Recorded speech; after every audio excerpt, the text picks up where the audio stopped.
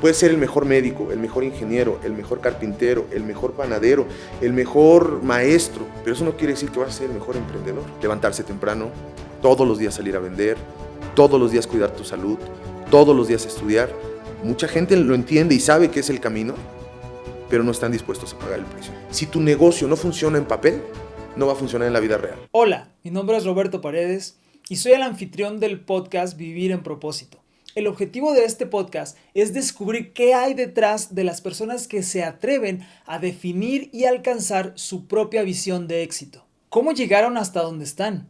¿Cuáles fueron sus retos, sus victorias y las historias más enriquecedoras? Cada invitado es seleccionado cuidadosamente para compartir contigo una aventura que te apoye a darte cuenta que todo lo que quieres de la vida está ahí, esperando que decidas tomarlo. Te invito a que todas las ideas de valor que encuentres en cada episodio las escribas en los comentarios, para que así más personas las puedan leer, las puedan aprovechar y usarlas en sus vidas. Buenos días, amigo, ¿cómo estás? Muy bien, muchas gracias. ¿Tú qué tal? Bien, también. ¿Qué tal estuvo para llegar hasta acá? Pues normalmente no llego a estas horas acá a la oficina, pero bien. O sea, me levanto temprano porque todos los días veo temas con mis hijas, el lunch, prepararlas, despedirme, pero no salgo tan temprano, ¿no? Ahorita van a ser las 7 de la mañana, entonces, pues bien, contento ya, disfrutando el día. Maravilloso, pues gracias por tu tiempo y gracias por desmadrugarte para Con este mucho proyecto. gusto, encantado. Amigo, cuéntanos, ¿qué haces y por qué lo haces? ¿Qué hago? Pues soy un buscador de la felicidad permanente. Lo hago porque creo que dormir tranquilos todas las noches, sentirme pleno, ha sido un tema importante para mí. Decía Aristóteles que la felicidad es la consecuencia del bien supremo, de hacer el bien supremo, y también es la finalidad última del hombre. Entonces, creo que la felicidad, el éxito en general, no es una meta, es más bien el camino y es mi camino. Genial. Sé que estás como director Sí, bueno, actualmente soy director de Economía Solidaria y Desarrollo Solidaria, Económico en la Alcaldía Tlalpan. Tengo ese honor desde hace algún tiempo. Ahora desde gobierno, porque he venido haciendo la misma actividad desde hace algunos años, más o menos 12 o 13 años. Me he dedicado justamente al fomento económico, al desarrollo económico de unidades económicas, de pequeñas y medianas empresas, de cooperativas y de emprendedores en general. Lo vengo haciendo ya desde hace algunos años. Genial, ahora sí, vámonos desde el principio. ¿Qué estudiaste, amigo? ¿Cómo fue tu paso por la prepa, por la universidad? ¿Cómo estuvo ese asunto? Pues justo ahí empieza el camino a la felicidad, a encontrar cuál era mi camino, porque fíjate que yo estudié 3 carreras, ¿no? Terminé una, pero estudié previamente 2. Tuve como primera experiencia, o lo que yo creía que quería dedicarme, era ser médico. Desde que tenía 15 años y hasta los 18... Estaba seguro, completamente seguro que quería ser médico. ¿Y por qué? Pues porque esa historia me creí. Me acuerdo mucho que mi abuela materna me decía, hijo, cuando tú seas médico, vas a curar a toda la familia. Entonces me empecé a comprar esa historia. Y siempre me han gustado las ciencias me gustan, las ciencias duras, la química, la física, la biología, pero me compré la historia de que yo quería ser médico, ¿no? Entonces, desde los 15 y hasta los 18 estaba completamente seguro que quería ser médico. Y bueno, pues ese fue, digamos, el primer camino que yo exploré para dedicarme profesionalmente. Después me di cuenta que la medicina no era necesariamente lo mío, porque tuve una experiencia con un primo, tuve un accidente, fui testigo de que fue un accidente grave en una pierna, fue atacado por unos perros, entonces... Wow. El músculo de su pierna se lo desprendieron y lo vi en vivo, ¿no? Entonces dije, no es para mí, esto no es para mí. Vi por primera vez un accidente en vivo y dije, esto no es para mí, no es algo con lo que quiera vivir, pero sí me gustan las ciencias. Entonces, la primera, sí, fue durísimo. Y tuve esa confrontación conmigo mismo de decir, ¿quiero o no quiero? Dije, no quiero, ¿no? Pero me gustan las ciencias. Y entonces empecé a estudiar bioquímica en la FES Cuautitlán de la UNAM, de la Universidad Nacional Autónoma de México. Estudié 1 año y medio y ahí también volví a descubrir que, aunque me gustaban las ciencias, no me gustaban tanto como para vivir de ellas, ¿no? Entonces tuve una crisis ahí de identidad y comencé a estudiar sociología en la UAM, en la Universidad Autónoma de México, en la Metropolitana, y bueno, pues estudié también 1 año y medio de sociología. Me gustó la formación, pero me di cuenta que era un tema muy teórico, ¿no? Y a mí me gustan pues las dinámicas más prácticas. Entonces Tuve esta crisis que me duró como 3 años, que no encontraba mi camino realmente, de los 18 a los 21, no encontraba mi camino exactamente que llenara, que me hiciera sentir pleno, feliz, que me hiciera dormir tranquilo. Y bueno, pues descubrí ya después de todos estos años, esos 3 o 4 años, que realmente lo que me gustaba era convivir con las personas y resolver problemas, ¿no? Y entonces estudio administración, soy licenciado en administración, actualmente haciendo una maestría en marketing digital y bueno, pues también soy empresario, papá, esposo, hermano, hijo y bueno, ahora funcionario del gobierno, ¿no? Ese ha sido mi camino. Fue un momento difícil, yo creo que el parteaguas fue justamente a los 21 años porque descubro justo por qué me pongo a investigar, conocí personas, grandes maestros, tanto en lo económico, en lo político, en lo espiritual, que me invitan a hacer un análisis reflexivo justo de la felicidad, del éxito, de la plenitud. Y yo busqué mucha información de por qué ya la había superado, pero yo quería entender qué me había pasado, por qué me había perdido en ese camino de buscar lo que a mí me llenaba. Y fue un tema de hacer un ejercicio que fue el parteaguas en mi vida, un ejercicio emocional de introspección que me permitió entender qué es lo que había sucedido, comprender cómo podía arreglarlo y luego hacerlo, ¿no? Entonces fue una etapa muy importante en mi vida. Ok, entonces te diste cuenta de que te gustaba apoyar a la gente y resolver problemas a través de un ejercicio de introspección. Sí. Okay. Sí, pero no solo eso, me di cuenta que yo me había comprado una idea, que no era algo que verdaderamente yo sintiera. Te cuento, si quieres te cuento un poco, ¿no? Este ejercicio yo digo es un ejercicio, pero en realidad fue un proceso de meses en el que entiendo, a través de varias herramientas, que no somos, casi nunca somos quienes creemos ser. Esa es la primera idea, ¿no? Yo te pregunto, por ejemplo, y te digo, te puedo asegurar que tú eres quien crees que eres. Y entonces, cuando me hacen esa pregunta, me extraña un poco. Me dicen, no, yo digo, yo soy quien soy. No. Normalmente la gente cree que es quien es, pero ahí te va el ejercicio. El ejercicio dice así. El ejercicio dice, tú no eres quien eres o quien crees que eres. Tú eres lo que otros te han hecho creer que eres. De acuerdo. Y ahí te va, ¿no? Digamos que el ejercicio viene así, te dice, tú eres las ideas y los valores con los que fuiste educado, tus padres, tus hermanos, tus maestros y la sociedad en general. Te han implantado ideas y te han implantado valores, lo que es socialmente aceptado, lo que tus papás te enseñaron que era lo correcto, las ideas que ellos consideran correctas, muchas veces te las comparten. Y creces con esta idea muy implantada diciendo, sí, es lo correcto. Eso se le llama un dogma, son dogmas. Entonces el ejercicio consiste en cuestionarte todo lo que tú crees que eres, tanto valores como ideas, lo que tú aceptas como correcto por la presión social, por la educación en la escuela, la educación con los padres.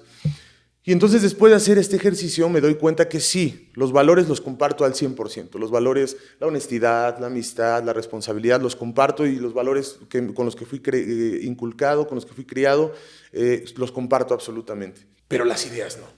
Y entonces llegas al plan de las ideas, ¿no? Al terreno de las ideas. Y me doy cuenta que el 60 o el 70% de las ideas con las que crecí, que fueron implantadas por mis profesores, por la sociedad, por mis amigos, incluso por mis padres, no eran ideas que yo compartía. Y entonces había crecido con la idea de que eran los correctos, porque era un dogma, algo que yo no cuestioné de pequeño y crecí creyendo que era lo correcto, pero que después de hacer este ejercicio de introspección me doy cuenta que no compartía. Y entonces encuentro 3 principales dogmas que derribé en mi vida, que logré quitar, logré sacar de mi psique y que dije, yo no los comparto, los voy a cambiar, y ahí fue el parteaguas de mi vida. Wow, ¿se puede saber cuáles fueron esos 3? Sí, es un tema personal, pero con muchísimo gusto, ¿no? Con toda la confianza, y seguramente si esto lo va a escuchar alguien y les puede servir, pues adelante, ¿no? Mira, el primero, te decía yo que entraba en esta crisis, o más bien entré en esta crisis, ¿no? De mi vocación cuando era joven, justo porque fue un dogma, o sea, algo con lo que me hicieron creer. Entonces, de ahí partí, y al momento de hacer este análisis de introspección, fueron 3. El primero, yo vengo de una familia de clase trabajadora, Nunca jamás hizo falta nada en casa, siempre hubo alimento, reyes, nunca faltó calzado, ropa, pero tampoco teníamos comodidades de más, digamos, ¿no? Era una clase, mi papá, un hombre trabajador muy brillante, de muchos valores, al que siempre acudo cuando tengo alguna duda. Mi madre, una mujer emprendedora, a la que le he aprendido muchísimo en el tema del carácter, de ir para adelante siempre.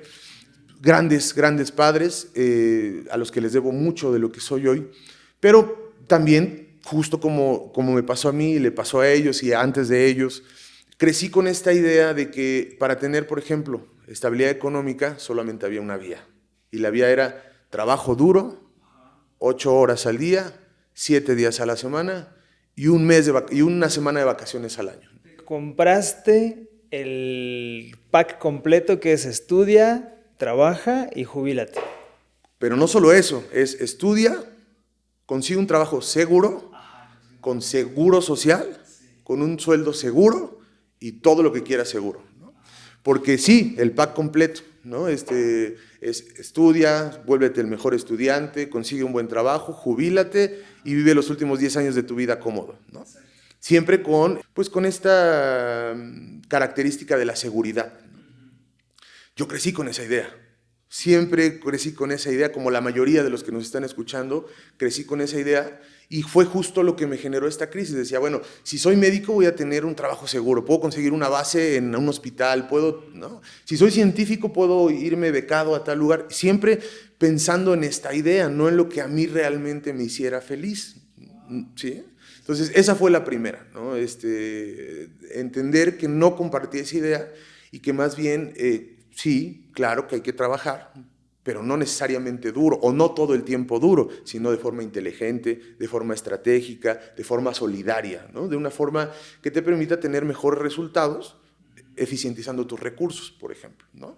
Que a veces no tener la seguridad de un sueldo, la seguridad social, me refiero al servicio médico, o no tener tanta seguridad, te da otros beneficios como mayores ingresos, como más estabilidad en el futuro, como muchas otras situaciones que no te da este primer tema del que estamos hablando, ¿no? Del trabajo seguro. Sí, y qué bueno que lo traes al espacio porque creo que somos muchos los damnificados de esa forma de pensar. Sí, definitivamente bueno, en la empresa de consultoría que represento, tengo más o menos 700 clientes, 700 pymes en todo el país. La característica principal de los emprendedores es justamente que han salido de esta... Hay un autor, Robert Kiyosaki, que le llama la carrera de la rata, ¿no? Que han logrado salir de esta carrera de la rata, aunque bueno, habría que cuestionar también esas ideas, porque ese es justo el segundo tema, ¿no? Cuando te hablaba de 3 ideas de la parte disruptiva de este ejercicio que hice, el segundo tema es el tema de cómo concibes tú tu vida profesional. Y entonces, normalmente, tu vida profesional te dicen, hay que hacer dinero, ganar dinero, lo único que interesa es el dinero, solamente interesa acumular bienes, etc. Y ahí es donde empiezo con mi segundo cuestionamiento, el segundo dogma. Y entonces llego a la conclusión de que sí, está bien tener negocios, está bien tener empresas, está bien generar riqueza, pero lo más importante son las personas, nunca dejarlas de lado. Yo soy administrador de formación. Yo me siento, por ejemplo, incómodo con el tema, en la administración te dicen que debes eficientizar los recursos económicos, recursos financieros, de todo tipo de recursos y recursos humanos, ¿no? Yo me siento cómodo incluso con ese término, yo no creo que las personas sean un recurso, yo creo que las personas son el centro de la discusión. Y entonces, cuando hago este análisis, me doy cuenta que es posible generar desarrollo económico si ponemos a las personas en el centro de la discusión y además buscas el desarrollo social. Es decir, yo estoy convencido de que puedes generar desarrollo económico y que puedes generar riqueza siempre poniendo primero a las personas, a los colaboradores, a los empleados, a los clientes, a los socios. Puedes generar riqueza, pero también al mismo tiempo puedes generar un impacto social y creo que esa es la clave del éxito de los negocios.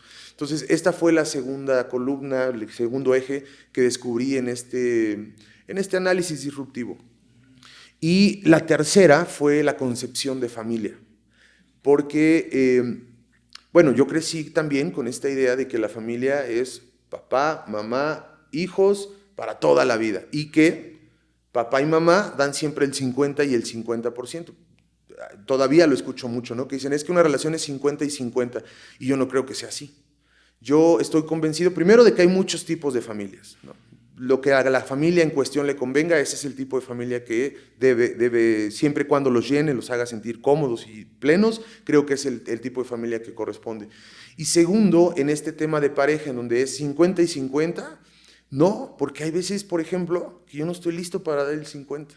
Hay veces que estoy cansado, que tuve un mal día, que tengo alguna preocupación, que estoy enfermo, y que solo puedo dar el 30% ese día en específico, o el 10%, ese día en específico, y la otra persona le tocará dar el 80 o el 90, pero quizás la siguiente semana las cosas sean al revés, y entonces a mí me toque dar el 80, a mí me toque dar el 90, y la persona con la que estás solo te pueda dar el 10. Entonces creo, y eso lo descubrí, que en un tema de familia, más bien no hay una receta, es estar dispuesto a construir juntos, estar dispuesto a veces dar más, pero también saber cuándo necesitas recibir más, ¿no? Entonces, entre muchas otras cosas, esos son los tres principales ejes que tuve que derribar, esos dogmas fueron los tres principales que tuve que derribar, que fueron los que permitieron después ya construir mi propio proyecto, alcanzar el éxito laboral, el éxito financiero, el éxito emocional. Que hablar de éxito también es otro tema, porque ¿qué es el éxito, no? ¿Qué es lo que para ti sea el éxito? Puede ser que para mí no lo sea, lo que para ti sea la felicidad es distinto, pero ese es el tema, ¿no? Para mí, en mi caso, en mi proyecto de vida, he alcanzado la mayoría de mis objetivos, de mis metas, y me considero una persona en búsqueda de felicidad permanente. Y te decía hace un rato que Aristóteles decía que la felicidad es, pues, el fin último del hombre, porque muchas personas dicen, bueno, depende de la persona, de su edad, te dicen, es que cuando me compro una casa voy a ser feliz, ¿no? O cuando encuentre un trabajo voy a ser feliz. No, yo creo que en realidad el tema de la felicidad es un tema permanente, porque no es lo mismo lo que yo consideraba éxito o felicidad a los 18 años que lo que considero hoy a los 37. A lo mejor a los 18 era comprarme un auto, independizarme, tener un sueldo, tener ingresos. Bueno, hoy te digo que la felicidad para mí, por ejemplo, es ver a mis hijas contentas, a mis dos hijas, y verlas sanas, verlas desarrollándose, ver el atardecer en el Caribe, en Baja California, disfrutar de campos, viajar, conocer. Y seguramente en 10 años será completamente diferente, ¿no? Será poder dormir 12 horas quizás en 10 años. Es diferente. Entonces la felicidad no es el éxito, la felicidad no es el fin. La felicidad es el camino, y bien lo dice Aristóteles, es el último fin del ser humano, del hombre. No es que sea una meta en específico, sino se construye con metas, pero la felicidad final, o el concepto de felicidad final, primero es propio, cada quien lo decide, y segundo es el último que consigues, porque va cambiando a lo largo de tu vida, ¿no? Entonces, más o menos por ahí. Entonces, encuentras estas herramientas, te empiezas a cuestionar lo que hay dentro, empiezas a rediseñar, vamos a decirle, estos dogmas o estas maneras de pensar. ¿Y cómo es que llegas a...? Entiendo que tú has estado sirviendo a la gente que te rodea a través de la herramienta de la política. ¿Cómo es que llegas a la política? Sí, de la política, pero también de la parte empresarial, porque... Okay. Mira, te voy a contar para la sí. va a quedar un poco más claro. Justo en este proceso, 18, 19 años, cuando andaba yo en la búsqueda de mi vocación, encontrar mi vocación, mi madre, te digo, emprendedora de siempre, constituye una asociación civil. Y entonces, en esta asociación civil tenía el fin de contribuir al desarrollo social del país. Me invita, más a fuerza que porque yo quisiera, me dice, oye, vente a ayudarme a la asociación. Y entonces empiezo con procesos administrativos, con oficios, con cabildeo de donativos, con vinculación interinstitucional. Y empiezo a aprender y me empiezo a dar cuenta que soy, decirlo, que me considero una persona buena para ese tema, sí, para claro, esos temas, cabildeo, relaciones públicas. Que tienes facilidad. Tengo habilidades, creo que hay que reconocerlo cuando uno lo cree, ¿no? Claro. Que sin que sea ego ni nada. Entonces, a esa edad me doy cuenta, sin mucha experiencia, que tenía ciertas habilidades para eso, y me empieza a llamar la atención. Pero seguía yo con ese tema de yo tengo que ser médico porque soy médico, aunque ya sentía yo que mi corazón latía del lado de las relaciones públicas, de las personas, de estar haciendo vínculos, pero no, porque yo tenía que ser médico. Ya llevaba 5 años construyendo esta idea en mi cabeza de tengo que ser médico, tengo que ser científico, porque es lo que espera la sociedad, lo que espera mi familia de mí, ¿no? Entonces empiezo justo en este tema. Ya con la asociación civil, bueno, pues justamente esta cercanía con los vecinos de Atlalpan, yo soy de Tlalpan, aquí nací, aquí sigo, aquí ahora sirvo a la gente. Bueno, pues con esta cercanía con las personas, con los vecinos, empiezo a involucrarme con actores políticos, ¿no? Con diputados, con senadores, con alcaldes, con gente que se dedicaba a representar, políticos de oficio, pero yo todavía sin una... pues sin ninguna intención de dedicarme a la política. Yo más bien los veía como actores que podían ayudarnos en nuestro proyecto personal de la asociación civil. Hasta que un día, a los 19 años, uno de esos actores políticos me invita a trabajar con él. Me dijo, quiero que trabajes conmigo, ¿no? Quiero que empieces a colaborar, me gustaría mucho que te acerques con nosotros y entres al equipo. Bueno, ese fue, digamos, el inicio en el tema político. Estuve trabajando con diferentes grupos, con diferentes instituciones de gobierno de los 3 niveles. Colaboré en la Cámara de Diputados, en la Asamblea Legislativa, en el Senado, en algunas alcaldías, en Conaculta, vaya, en diferentes dependencias gubernamentales. Y en estos 14, 15 años que estuve laborando por allá, lo que sucedió fue que conocí gente maravillosa. Tuve la fortuna, porque esa fue fortuna, de conocer gente que me enseñó habilidades políticas, habilidades de relaciones públicas, habilidades espirituales y emocionales muy importantes, que son justo estas personas las que me enseñan o me dan herramientas para hacer estos procesos de disrupción que te contaba, ¿no? de los dogmas.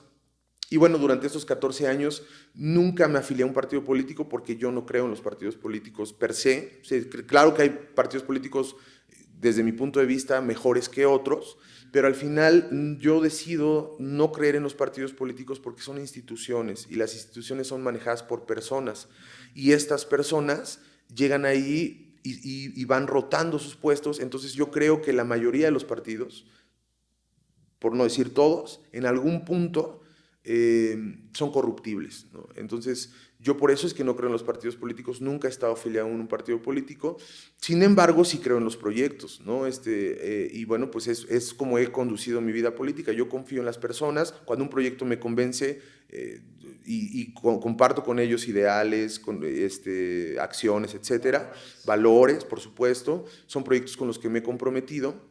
Y bueno, pues que me han llevado a colaborar con algunas personas en el tema de la política. Ahora, importante decirte que llevaba yo ya 10 años sin ser funcionario público, porque hace justo 10 años, después de estos 14 primeros años de, digamos, la temporada 1 de mi vida, ¿no? Después de la temporada 1, que fue exactamente política, y que me dediqué exclusivamente a política, yo consideré que ya había adquirido las herramientas necesarias administrativas, políticas, económicas y emocionales para seguir mi camino personal, profesional, sin la necesidad de colaborar con nadie, ¿no? Y entonces es cuando constituyo mi propia empresa de consultoría, cuando constituyo una pequeña cámara de comercio, cuando constituyo una unión de cooperativas en la Ciudad de México. ¿Cómo fue ese cambio? Perdón que te interrumpa. ¿Sí? ¿Cómo fue ese cambio y cómo es que lo decides? O sea, ¿cuál es el parteaguas? ¿Qué es lo que te mueve para decir, ok, le voy a poner pausa a esto que me gusta y a lo que soy muy bueno para hacer esto otro? Justo hace 3 días, estaba escuchando un podcast de un político que me cae muy bien, que se llama Fernández Noroña, que es el presidente del Senado actualmente. Y Fernández Noroña decía algo que me llamó muchísimo la atención. Él hablaba de la disciplina política. Decía que la disciplina política muchas veces está en esa frontera en la que, por ser un político disciplinado, tienes que hacerte como que no ves, ignorar un poco tus propios principios y valores por ser disciplinado. Te explico.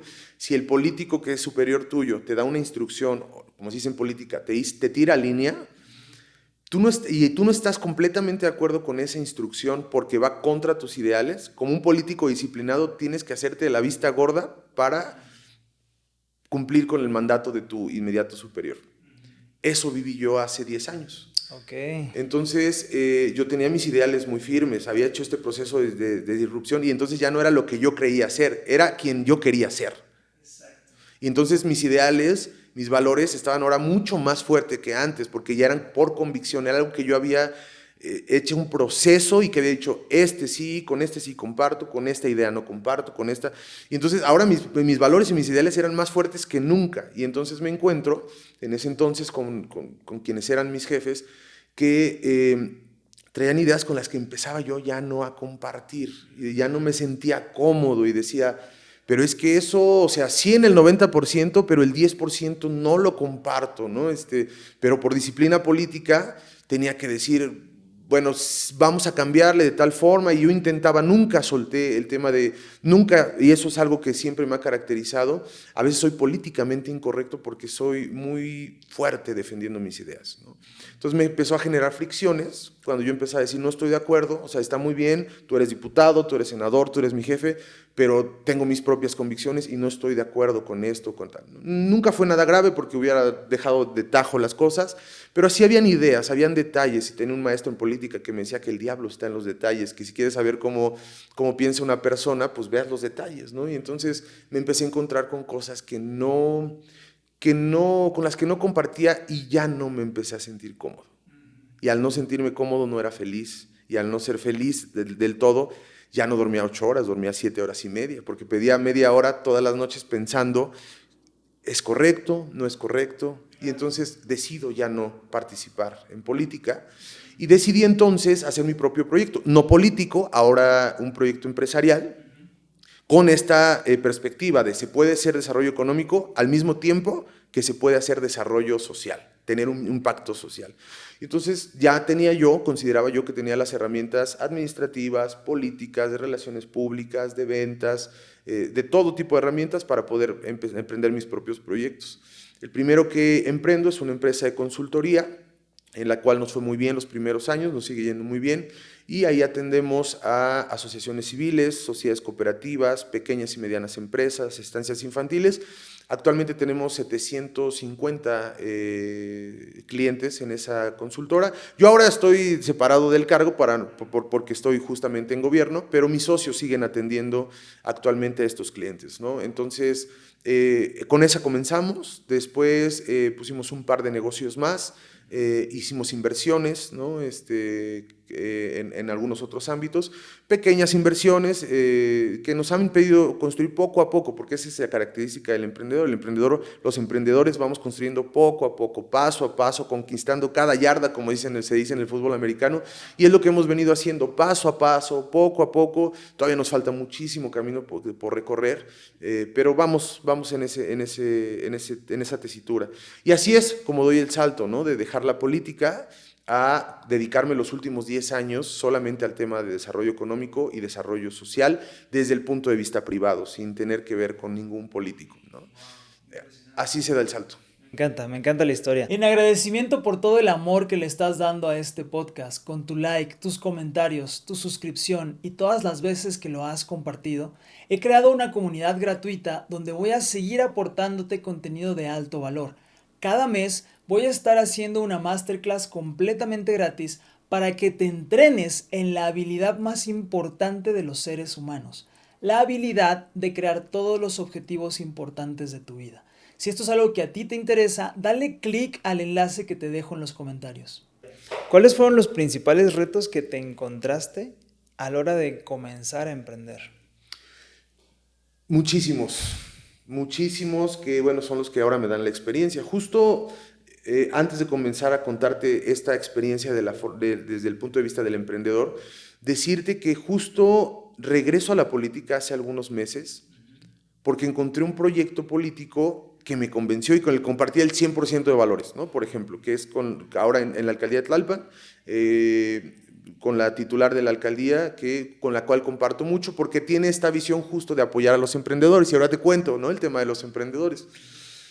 El principal reto para emprender es que pareciera que el sistema mexicano, para poder constituirte en la figura asociativa que tú quieras, una SADCB, una cooperativa, la empresa que tú quieras, pareciera que está diseñado para espantar a los emprendedores. Es complicado, es muy complicado en la parte de los trámites, a veces muy tardado, a veces son trámites que podrían resolverse quizás en un par de semanas y tardan hasta 6, 7 meses.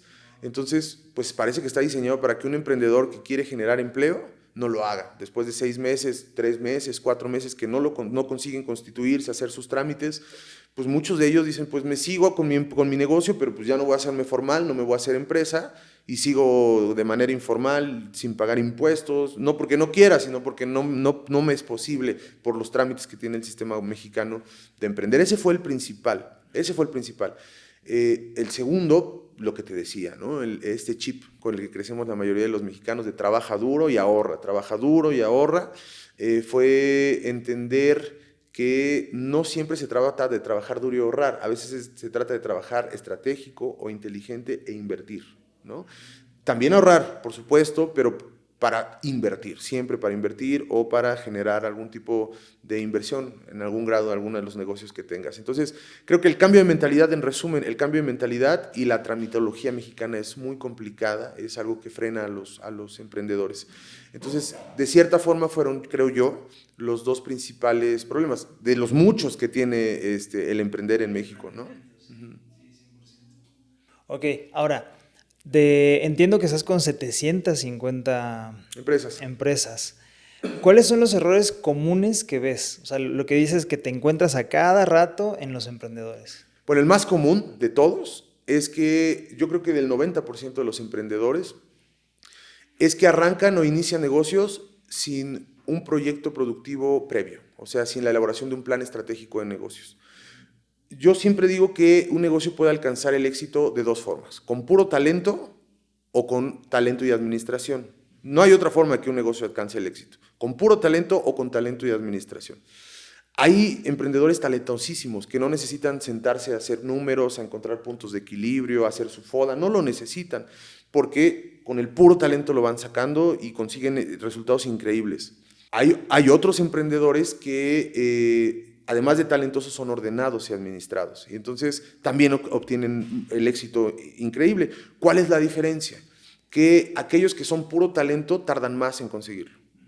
Y aquellos que son talento más técnicas de administración lo consiguen en mucho menos tiempo, con mucho menos recurso y de forma más eficiente. Entonces, el común denominador de la mayoría de los emprendedores en el país es que arrancan sus negocios sin una planeación estratégica, sin estudios de mercado, sin definición de nichos, sin establecer costos de sus productos o servicios reales, apegados a la realidad, sin estrategias de marketing, y lo hacen con intuición. Muchos de ellos, te repito, con mucho talento y logran alcanzar el éxito, pero eso lo que hace es que retrasa su éxito financiero, su éxito empresarial.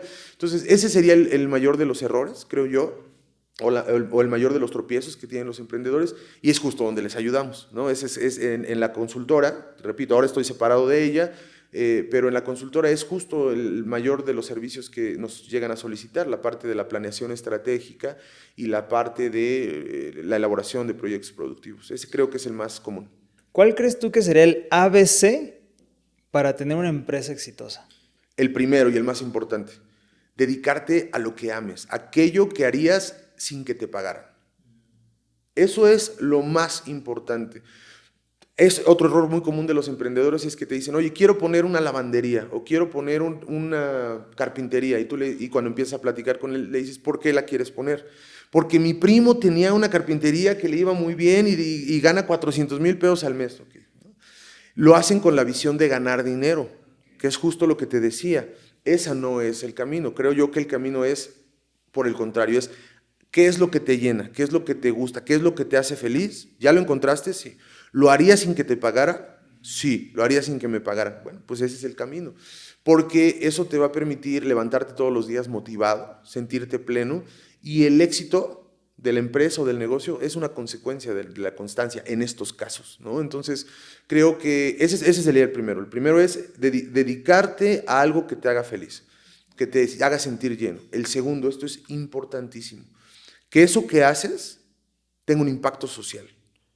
¿De qué manera mi negocio o lo que yo hago va a contribuir a desarrollar alguno de los aspectos que tiene la sociedad? ¿Cómo va a contribuir en el desarrollo social, en el cuidado del medio ambiente, en el cuidado de los derechos humanos? ¿De qué forma mi negocio va a contribuir de alguna forma al desarrollo social de mi país. Ese sería el segundo. El tercero, un plan estratégico, un plan de negocios muy bien hecho. Hay instituciones gubernamentales, privadas, consultoras, que te pueden ayudar y que tienen muchísima experiencia. Hay muchas universidades que tienen incubación de empresas gratuitas, que tú te puedes acercar y que te ayudan a desarrollar tu proyecto de negocios. Es importantísimo. Yo siempre les digo a mis clientes, ahora a los vecinos de Tlalpan, siempre les digo, si tu negocio no funciona en papel, no va a funcionar en la vida real. Si tu negocio en papel no funciona, no va a funcionar en la vida real. No hay forma. No hay forma, no hay forma de que tu negocio funcione en la vida real si primero en papel, no, en números, con estadísticas, con sumatorias, con restas, con puntos de equilibrio, si no funciona en el papel, no va a funcionar en la vida real, no hay forma. Entonces, ese sería el tercero, el tema del plan de negocios. Y el cuarto es, si ya tienes un buen producto o servicio, ya te dedicas a lo que te gusta, sabes que tu negocio va a impactar de forma importante en la sociedad, tienes un buen plan de negocios, la cuarta, y ahí es donde muchos fracasan, constancia. Toda la del tiempo, constancia absoluta, disciplina absoluta. Si ya tienes los tres primeros armados, es seguir, seguir, seguir, seguir. Y he visto muchos casos, a mí mismo me pasó en mis primeros emprendimientos. Un año, ventas, ventas, ventas, ventas, quizás una venta, 2 ventas al mes, una venta al mes, 2 ventas al mes. Y de pronto algo pasa, en medicina se le llama el punto crítico, que va creciendo, creciendo, creciendo, pero está encapsulado, una masa, digamos, biológica en algún ser humano, está encapsulada y va creciendo, va creciendo, va creciendo, pero cuando alcanza el punto crítico, es decir, una célula más que crezca, ¡pum!, y ya no lo paran. Es lo mismo en los negocios. El tema es crecer, constancia, constancia, constancia, constancia, constancia, y en algún momento esa constancia, haberte sentado con 100, 200 clientes, estar subiendo todo el tiempo, a los que se dedican a ventas digitales, todo el tiempo videos, haciendo reuniones, todo el tiempo con un buen plan estratégico, va a llegar un punto en el que de la nada van a empezar a llegar ventas solas, clientes, clientes, y ya no lo para, es una cascada, ya nadie lo para. Entonces, la constancia es entender, la disciplina es hacer lo que no te gusta como si lo amaras. Wow, qué bonita definición. Esa es la disciplina, hacer lo que no te gusta como si lo amaras. Y entonces los emprendedores a veces tienen falta de disciplina en las ventas o en la constancia de estar viendo clientes. No me gusta porque veo clientes y no vendo y no sale. Bueno, ahí es donde viene la disciplina, hacer lo que no te gusta como si lo amaras y después de cierta constancia y cierta disciplina, ¡pum! Fíjate que maravilloso, muchas gracias por estos tips y me hace todo el sentido del mundo. He encontrado, incluso en mí, cierta resistencia a las ventas. Me imagino que es algo que has visto en muchas personas. ¿Por qué crees que haya esa cierta resistencia o dificultad para vender? Es muy simple, el rechazo. El ser humano tiene miedo al rechazo, el rechazo social. Siempre estamos buscando cómo agradarle a los demás, de forma consciente o inconsciente. Por eso elegimos una buena camisa, tratamos de tener mucha gente trata de tener un buen auto para tener una buena impresión, o que su casa esté en un buen lugar para que cause buena impresión, porque tenemos miedo al rechazo, es algo natural y sociológico, es algo biológico. Los seres humanos tenemos miedo al rechazo y eso es lo que genera el miedo a las ventas. Entonces, para poder ser un buen vendedor, lo que primero necesitas es comprarte a ti mismo. Cuando tú te compras a ti mismo y haces otra vez estos ejercicios de introspección y decir, soy suficiente, mi producto y mi servicio es suficiente, soy habilidoso, soy exitoso, no es que sea una mentira, es que lo estoy construyendo. Cuando tú haces este ejercicio y tú, para poder vender algo, primero te tienes que comprar tú. Eso es lo más importante. Entonces, cuando tú te compras, cuando tú haces este ejercicio y tú compras lo que eres, compras lo que vendes, en ese momento es muy fácil vender, porque entonces ya no tienes miedo al rechazo y tú haces una venta y si alguien te dice no, dice, bueno, es que una de dos, no lo necesita o él se lo pierde, ¿no? Cualquiera de los dos, eso es un ejercicio que te puede funcionar, pero el tema es, tenemos miedo a las ventas porque tenemos miedo al rechazo. y a veces no se nos dan las ventas porque no nos compramos nosotros mismos. Entonces, por ahí va el tema de las ventas. Lo he visto muchísimo con la mayoría de los emprendedores. Hay unos que son buenísimos, o sea, y que desde el primer día están vendiendo y no saben. Eso también pasa mucho, que hay muy buenos vendedores que no saben que son vendedores, ¿no? Y te dicen, es que no me gusta vender, y yo pienso, digo, llevas 10 minutos y ya te compré, ¿no? Claro. Hay muchos que no son vendedores, pero a ver, vender no significa necesariamente el intercambio de un producto o servicio por dinero. Eso no es necesariamente vender.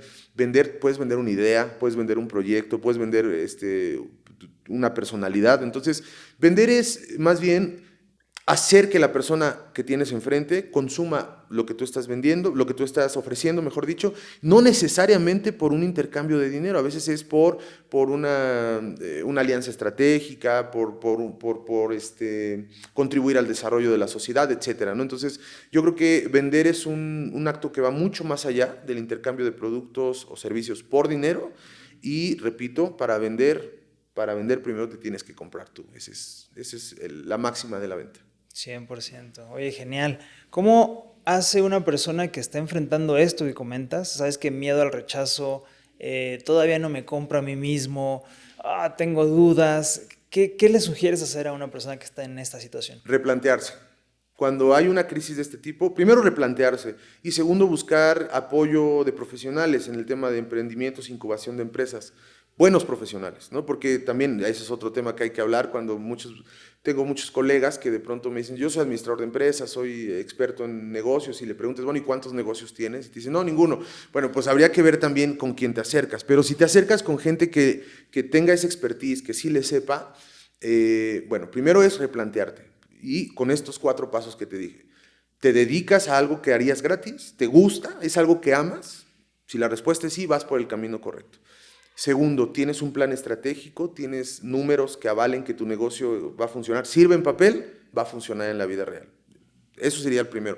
Replantearte, tener el proyecto y si tú crees, porque además es cierto, que puedes ser el mejor médico, eso me pasa muchísimo con clientes, puedes ser el mejor médico, el mejor ingeniero, el mejor carpintero, el mejor panadero, el mejor maestro, pero eso no quiere decir que vas a ser el mejor emprendedor.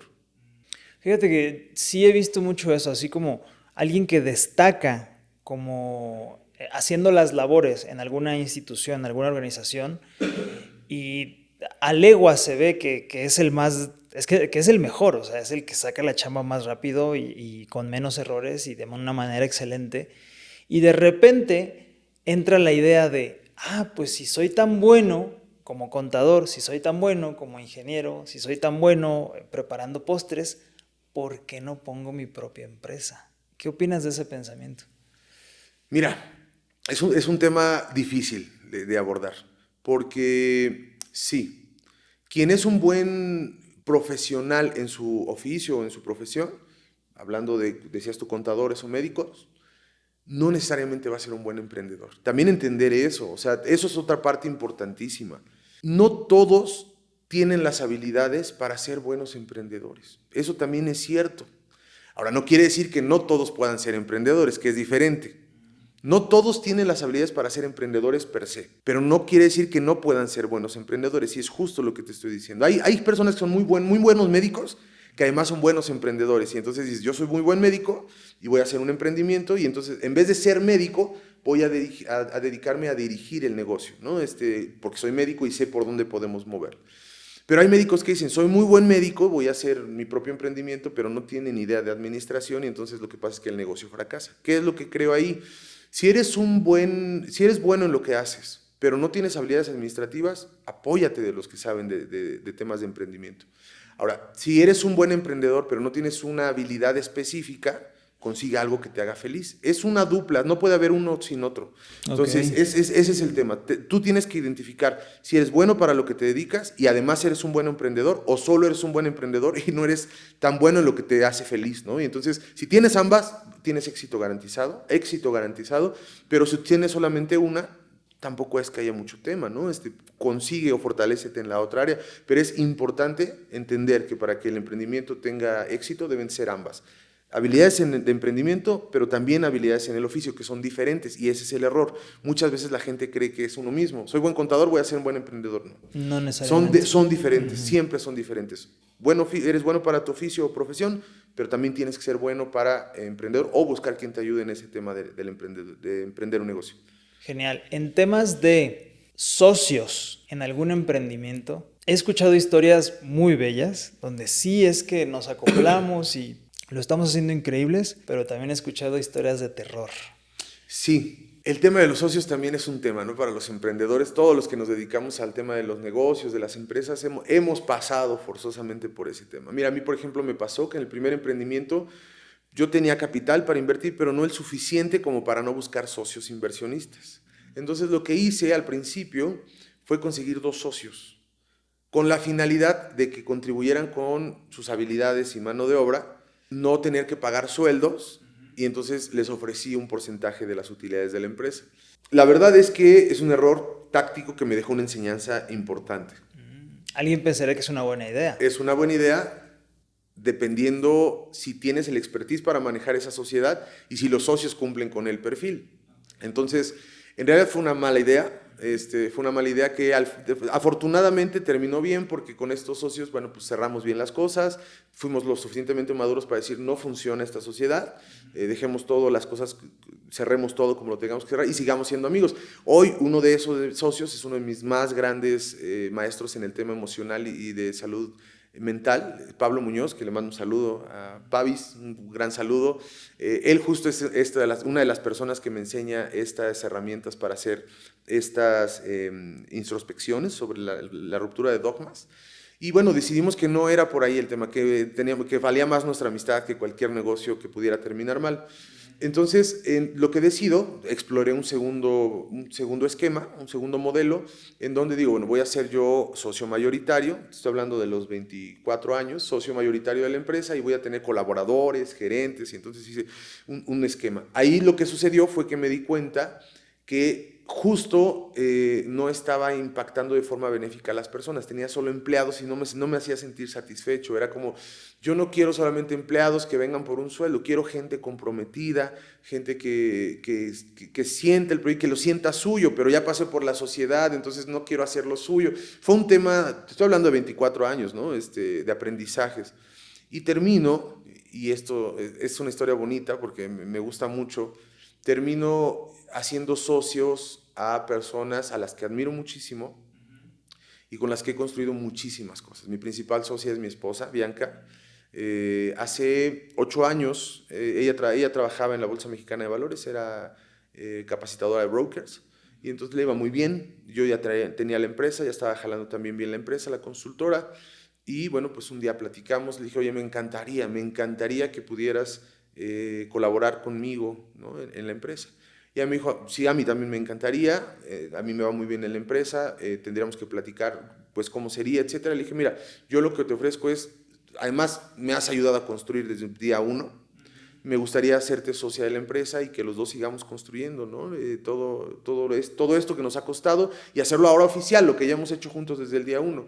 Entonces aceptó, llegamos a un acuerdo y desde hace ya 10 años hemos sido socios para la mayor parte de nuestros negocios, que además también eso fue un tema difícil, porque bueno, convivir con ella todos los días en casa y luego en el negocio es difícil. Ahí fue todo un tema de acuerdos, ¿no? Este tema de no siempre es el 50%, me refiero a la relación personal, a veces es el 10, a veces es el 80, y siempre con acuerdo y con mucho diálogo nos llevó a una relación madura, laboral, en la que en la casa hablamos de temas de familia, y en el trabajo hablamos solo de temas de trabajo y separamos muy bien las cosas y nos ha funcionado muy bien. Hoy, por ejemplo, que ahora me toca estar acá en el gobierno, sirviendo a los vecinos de Tlalpan, pues ahora que estoy de este lado, yo me separo de los negocios y quien se queda a cargo de los negocios es ella, ¿no? Entonces, fue una relación muy bonita que se construyó en lo personal, pero también en lo laboral y en la sociedad que hemos construido. Entonces, sí, el tema de la sociedad es muy importante y sobre todo para los emprendedores que van iniciando,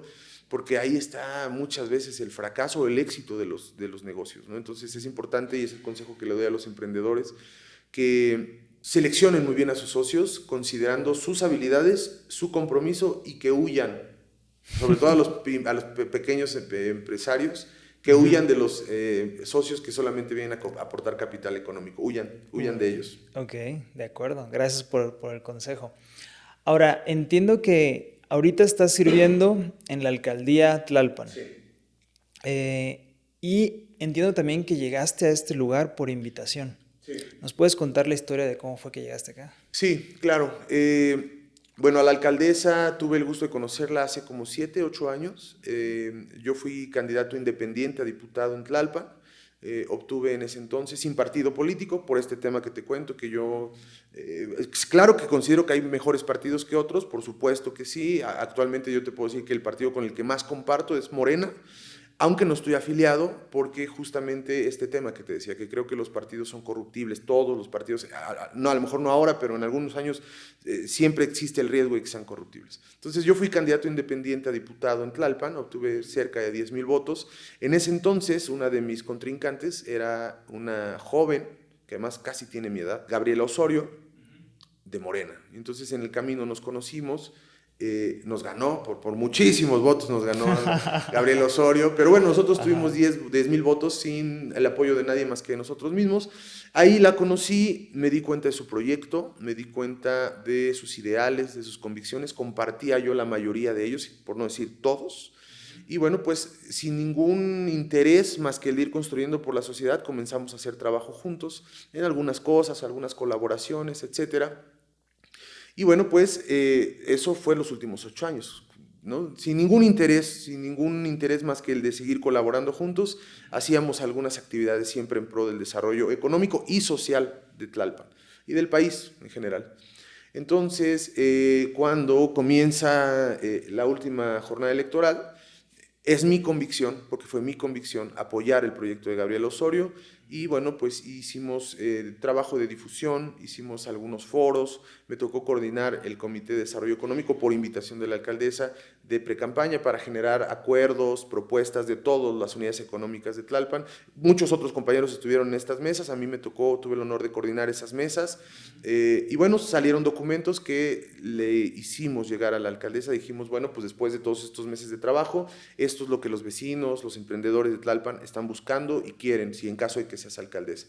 Entonces pasa la elección, gana y recibo la invitación de la alcaldesa para ser director de Economía Solidaria, Desarrollo y Fomento Económico, un honor que acepté, principalmente porque comparto los valores de la alcaldesa, porque comparto el proyecto, porque comparto la forma de pensar de la alcaldesa, y además porque creo que tengo mucho que aportar, creo que puedo aportar mucho a los emprendedores de la alcaldía, creo que la experiencia que he adquirido en los últimos años me van a permitir y me están permitiendo ya hacer un buen diagnóstico, me están permitiendo hacer un buen diseño de políticas públicas, por supuesto siempre en coordinación con la alcaldesa, y creo que puedo aportar mucho y por eso es que acepto este gran honor de servir hoy a los ciudadanos de Tlalpan.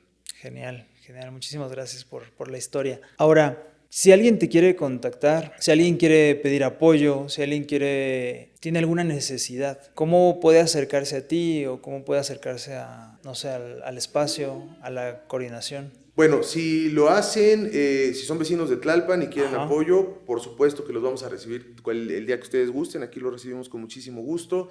Estamos en calle Benito Juárez, número 68, Colonia Centro de Tlalpan, en la Dirección de Economía Solidaria. Aquí encantados del mundo, pueden venir y les vamos a apoyar con todo lo que necesiten para que sus negocios salgan y se fortalezcan a lo largo del tiempo. Ok, eso es en cuanto a los vecinos de Tlalpan. Sí. Si requieren algo, se pueden acercar, ya nos diste la dirección. Encantados. Aquí por instrucciones de la alcaldesa, con mucho gusto les podemos ayudar a fortalecer sus negocios. Cualquier vecino, emprendedor, pequeña, mediana o microempresa, artesanos, sociedades cooperativas, cualquier emprendedor o unidad económica se puede acercar y con muchísimo gusto aquí les vamos a atender. Genial, maravilloso. Ahora, si no pertenezco a la alcaldía de Tlalpan, pero tengo un negocio y quiero crecerlo, hay ciertas barreras que me gustaría derribar. Entiendo que ya no participas en la consultoría, pero habrá alguien que pudiera recibirlos, tal vez. Sí, hay grupos, te decía que hay universidades que brindan los servicios gratuitos, hay instancias del gobierno y hay grupos ciudadanos con los que incluso actualmente estamos trabajando aquí en la alcaldía que brindan también estos servicios de forma gratuita. Entonces, si quieres, podemos dejar quizás el link acá de algunos de estos grupos para que si alguien está interesado y que no sea de la alcaldía Tlalpan quiera acercarse, lo pueda hacer con mucho gusto. Maravilloso, muchísimas gracias. Bien, ahora, amigo, a todos los invitados les hago esta pregunta porque yo creo que todos y cada uno de nosotros deberíamos de tomarnos el tiempo de crear nuestra propia definición de éxito y trabajar sobre esa línea. Entonces, me gustaría que nos compartieras, por favor, cuál es tu definición de éxito. Creo que el éxito, si tuviera que definirlo en una sola frase, sería poder dormir 8 horas todos los días con la tranquilidad y la conciencia tranquila. Creo que dedicarte a lo que te llena, a lo que te hace pleno, a lo que te hace feliz.